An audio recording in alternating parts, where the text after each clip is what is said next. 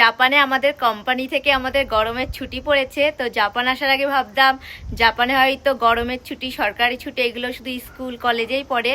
তো জাপানে কোম্পানিতে কাজ করার পর জানলাম যে জাপানে গরমের ছুটি, সরকারি ছুটি এইগুলোতে প্রত্যেকটা জাপানিজ কোম্পানিতে গরমের ছুটি দেওয়া হয়, সরকারি ছুটি এইগুলো। কারণ জাপানিজরা তো এমনি সময় কোনো কারণেই তারা ছুটি করে না, যে কারণে সরকার থেকেই ছুটিগুলো দেয়।